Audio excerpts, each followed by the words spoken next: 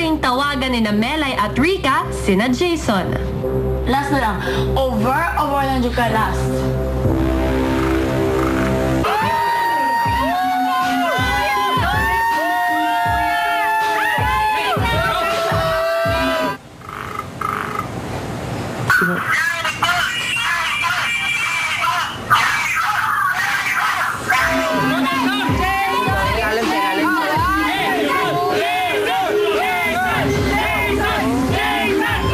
Sir Robin? Hello. Hello.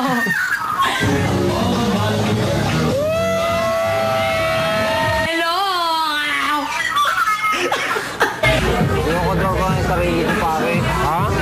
Kinokodrog ko yung sarili ko. Patay ako kay Isay. Huwag kayong magloko.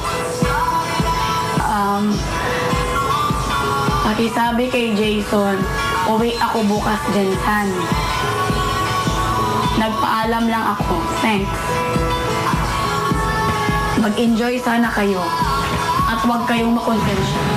Naku, makakapag-usap pa kaya ang Melason bago umuwi si Melay papuntang Jensan?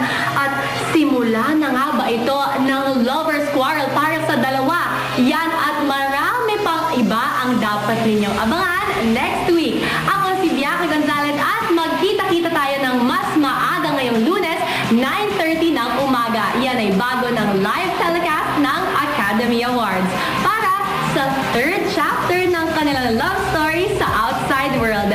Dito pa rin sa Melason in Love. Samantala, iiwanan ko kayo ng konting patikim ng mga eksenang hindi nyo dapat palampasin sa susunod na linggo.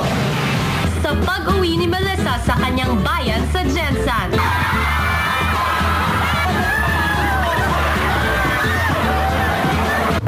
Tuluyan na bang malalayo ang puso ni Jason sa dalaga?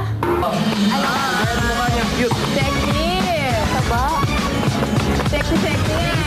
Ano? Sexy! Suko na kaya si Melay sa pag-iibigan nila ng kanyang sweetie pie? O makakatikim si Jason ng matinding leksyon?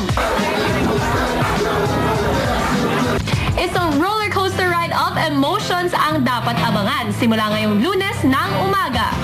Sa kauna-unahang reality serye ng True Love, ang Melason in Love.